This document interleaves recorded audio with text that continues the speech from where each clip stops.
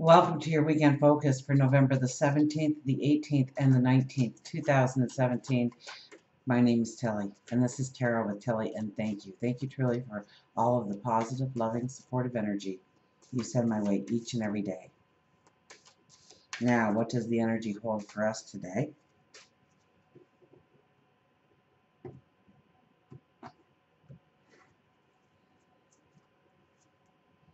Nine of Cups.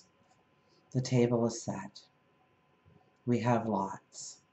We have all the dishes out to be filled because we have lots. We have abundance in our life.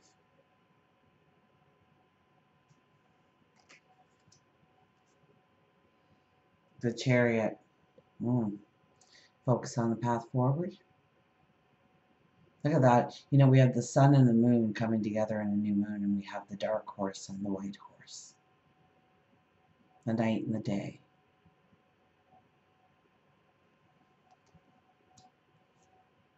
The High Priestess. High Priestess sits right in the middle.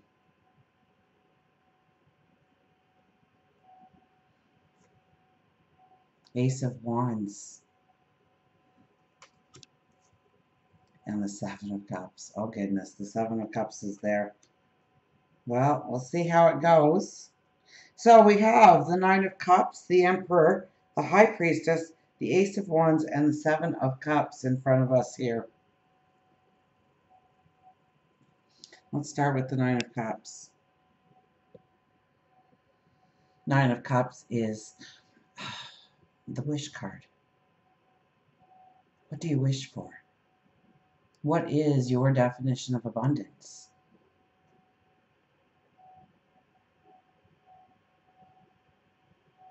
And if you think that this is somehow a broken record, trust me, when Saturn moves out of a fire sign, when Uranus moves out of a fire sign, when Mercury goes retrograde,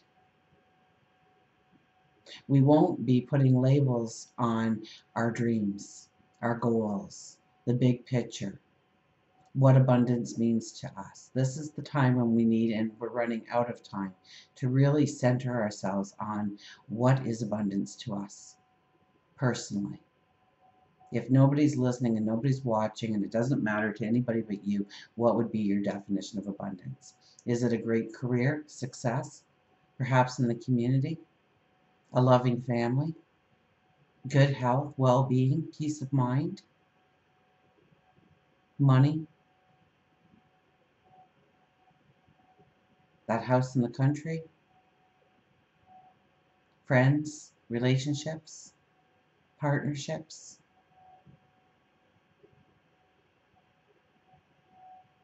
The places you can see and go to in the world, the things you can learn? Is it your knowledge that you want to grow? You want to be the best in your field, perhaps? What is abundance to you? And that is our very first card, and we need to look at it because soon the energy will be changing, and we are going to be basing our decisions upon what we labeled abundance to be in our life, what we want to manifest. 10 years down the road, 5 years down the road, 2 years down the road, 6 months down the road, in 2 weeks, when that full moon comes around, more or less, give or take a day or two. What do we want to complete? What do we want to end? What is that small little thing that we want to change in our life? And what is the grand picture look like? We have the Chariot, and you know, we're pulling back on those reins. We're going, whoa, hang on. We got to think this through. Where does my focus need to be? Where is my focus diminished in some way? What or who is dissipating my energy? What puts me in a place where I don't think I can go forward? What is that feeling? What is the definition of that roadblock? Can I do something about it? Do I need to pick a new route? So this is definitely pulling back on those reins this weekend and really thinking it through. What do we need to complete in our life? What do we need to let go of in our life? What do we need to allow ourselves healing for in our lives?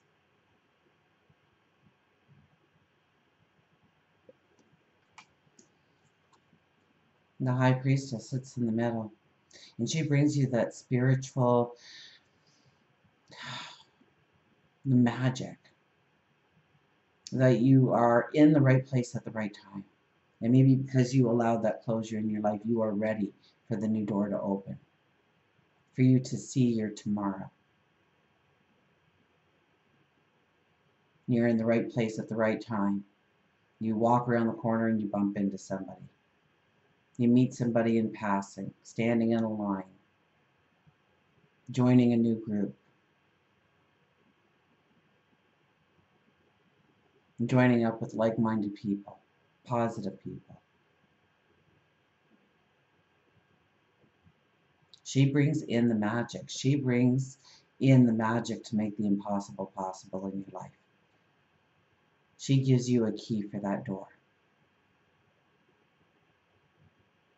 So it's very important to pull back on these reins and understand where we need completion. Remember, we're still in the full moon energy until the new moon appears. And even then, we can still be closing doors in order to open those new doors. Putting completion. Maybe it's just on a task. Maybe it's just getting rid of some clutter in your life. Maybe it's defining what truly brings you value in your life. Maybe it's defining what dissipates your energy or your time or your resources in your life. And with it all being, the energy being in Scorpio, we go deep into it. We delve into it. We won't allow ourselves to give ourselves a superficial answer. We can become very passionate about what we need in our life or what we need to remove in our lives in order to go forward, in order to make the space for the magic to come in. And then we have the Ace of Wands. Oh, dream, dream, dream. Now, if we went to the butterfly card, I think tells the story of the butterfly going from not being able to fly to breaking out of that cocoon and exercising those wings so they become strong. Even within the cocoon, they're already pushing their wings in and out, pushing the fluid from their body into their wings to grow them, to make them stronger. I wonder how many of us, if we were born a butterfly, born a caterpillar, we would ever manifest our lives into the butterfly, because we would have to lean solely on our intuition, our inner wisdom, in order to take the steps needed to exercise those wings, to make them fly, to make us fly, to make us soar. And this is asking you to go past the impossible with your dream right now. Don't worry about so much how you're going to get there. Don't worry about anything when it comes to imagining your future, because it hasn't happened yet. There's nothing to worry about yet. It's all beautiful. It's all perfect because you're designing it the way you want it. And push it past the impossible right now. Aces represent a new path that lays before us that we haven't quite stepped into, but it's there. And it looks like it's new growth. This could even symbolize a young tree, a young sapling, ready to grow into the mighty oak with strength, with courage.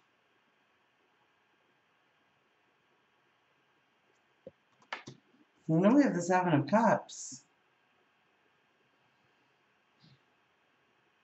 After all of this, do we have even more to consider going forward, or does more options open up to us?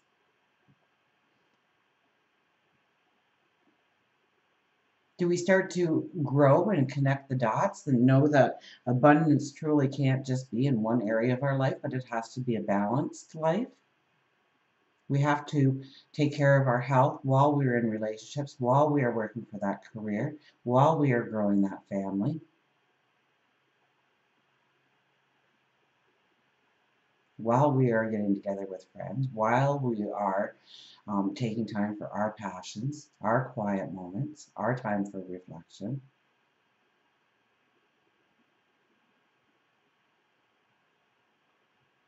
And what needs to be the priorities? What needs to be the top cut?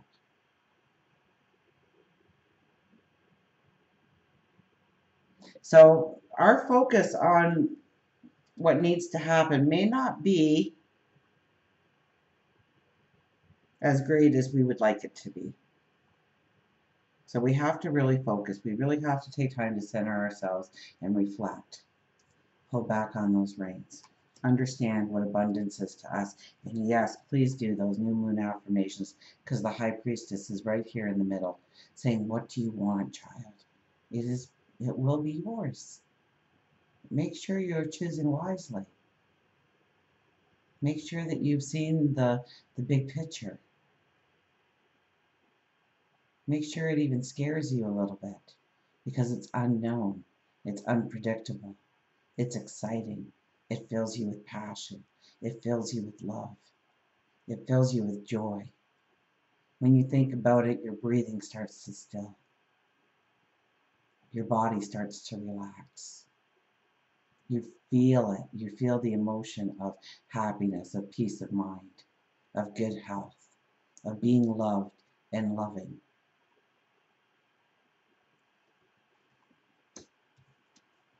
Imagine, look at the sun rising on the new day. And we have been exercising those wings, haven't we?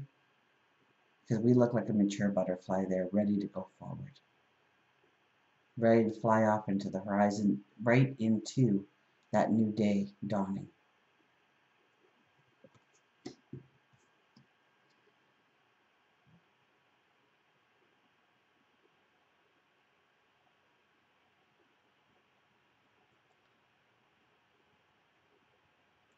There's so many choices we can make for ourselves right now. So many new paths we can step into.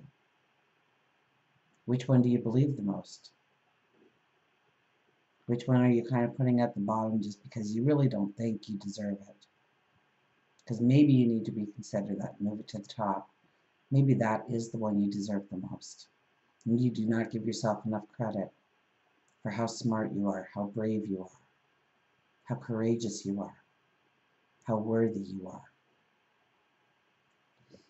Let's get an affirmation card.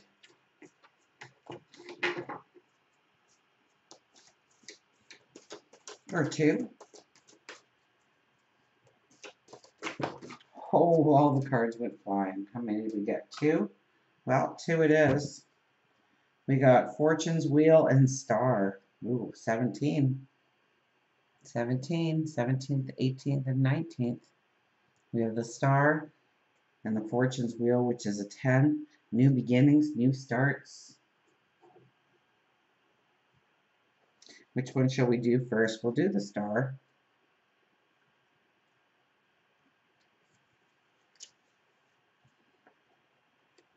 I am hopeful and inspired by life right now, and everything that is happening points to a renewed sense of encouragement. After all the changes I have experienced, I'm starting to recognize the hope that comes with new beginnings. I'm starting to recognize the hope that comes with new beginnings. And that's exactly what this weekend is about. New beginnings, planting new seeds, stepping onto new paths, starting new adventures, new relationships, careers, stature, respect, love, passion, desire. What is the new path you want to step into? After all the changes I have experienced, and yes, many of us have experienced, look back 5 years or so. Is it recognizable who you are today? Who you once were? After all the changes I have experienced, after all the paths I have walked to get to now, I'm starting to recognize the hope that comes with new beginnings. We'll go to the wheel, the Fortune's Wheel. I am in awe to experience many meaningful coincidences that prove to me that Spirit has my back. These lucky breaks, the moments when things just turn out perfectly, show how we're all connected. My gamble will pay off when I trust my co-creative partnership with Spirit. My destiny is obvious to me now. Well, isn't that the High Priestess talking in the middle to us? I am in awe to experience the many meaningful coincidences that prove to me that Spirit has my back. It's just too outlandish how it just all came together. You know, I think about when my mom and my dad, how they met. Okay, so my dad was from one country, my mother was from another country, and her sister and husband came to this country. And after many, many days of travel, they were on a bus and they were supposed to stop at one town. And when they realized they had missed it, they said, "Let us off the bus out in the middle of nowhere." And somebody came and picked them up and said, "Can I help you?" And they explained the situation. And so they took them to their house and they lived there and then found a place nearby there. So they never ended up in the city that they were destined for. And then they wrote to my mom and said what a beautiful country it was. And she came over and met my dad. But had they not missed getting off that bus, had they not decided to go to a different country, had they not decided to write my mom and trick her kind of to coming over. So you can call it a coincidence if you want. I call it two hearts destined to meet. What happens in your life this weekend? That goes, you won't believe what happened. Oh my gosh. It's like a fairy tale. It's like a dream come true. It's like that door just flew open. It's like that window opened a crack. I can get it now. I've got this. Let's put that one back in the deck and we will pull one more. I usually do three anyway, so we got the first two out. Two strong cards. We'll see if what the third is going to be here. The Queen of Earth. Oh, we have to get grounded though, don't we? Here comes the Earth card again. Queen of Earth. Practical, grounded, trustworthy, earthy, resourceful, a gardener who tends what has been planted. I am committed, down to earth, and clear about my goals. What a beautiful statement to say every morning. I am committed, down to earth, and clear about my goals. I am honest as I work with others to keep it real and be true to what we are doing and the challenges before us. I use all my resources wisely, whether they are finances, opportunities, or people willing to help me in my endeavors. And I kind of got a glimpse of this. The Chariot. I use all my resources wisely, whether they are finances, opportunities, or people willing to help me in my endeavors. At that point, we can loosen on the reins a little bit and guide those horses down the path where we have our focus to go forward, to bring us success in our life, happiness in our life. And we will put an animal card. See what the animals have for their message for this weekend for us.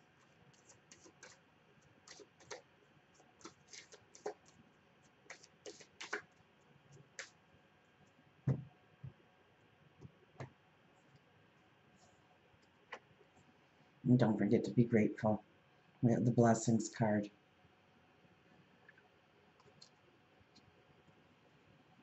Don't forget that you have so much around you to work with. Maybe your perception has to change about an object, an opportunity, a person. Am I looking up here? Turkey. There he is, or she. Feeling gratitude and not expressing it is like wrapping a present and not giving it. So maybe we just need to tell each other that we love each other this weekend. that they mean something in our lives, that there would be a void if they were missing. It's a perfect opportunity to create peace within your soul so that gratitude is pure and that there is forgiveness from the past by looking at the now and then creating the future. Begin a new tradition. Maybe create a gratitude tree and write down a few things that you are grateful for each day and hang it on the tree as a reminder. Go around your dinner table and express thanks, not just on Thanksgiving. Create a gratitude journal.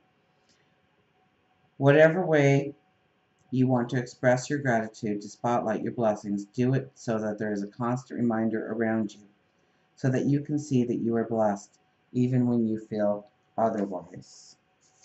And that's it. Turkey is very short and sweet and to the point. Look around, see what you have to be grateful for. So many things we take for granted until it's gone or they are gone. And then it's too late. I think I used the example of your fridge. You know, nobody, when they are making up their gratitude list, thinks about the fridge. But I bet you would be very grateful if you found it not working and it automatically kicked on and started working.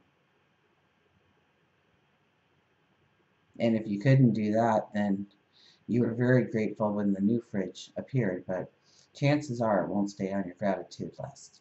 So what are the things that you already have in your life that's working for you? That gives you a sense of stability or inner happiness or joy or passion or love.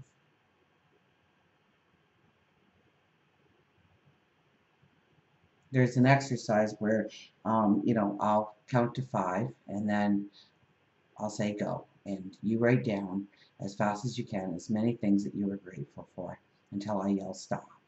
Okay? 1, 2, 3, 4, 5, go. And you list them in your head and stop. And I hope the first thing that you wrote was that you were grateful for you, your life, your abilities, your talents, your beauty, your worth. If you're writing out any kind of gratitude list, especially, if you don't feel like there's much to be grateful for in your life right now, that life is just chaotic and nothing feels good, and nothing feels right, and everything feels upside down.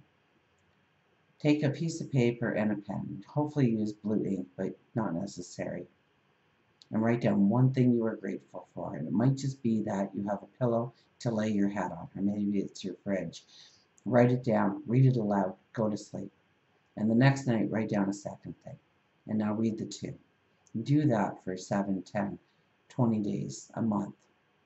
And all of a sudden, you're reading a list of things to be grateful for. And you watch how life turns for you. And more things come into your life. It's like the little kid that asked their parents for something, and the parents run out to get it for them, and then they find it broken in the corner, not even touched or used since they got it. And that child comes up again and asks for something, and chances are the parents are going to be a little reluctant in giving something new. And we're the same. If we're not grateful for the things we already have in our life, what makes you think something more is going to come into existence? It's when we start to realize the beauty that does surround us, even if it's a tiny thread of beauty. That's when things start to open up and blossom and grow around us. So until we meet again, remember, I do love you.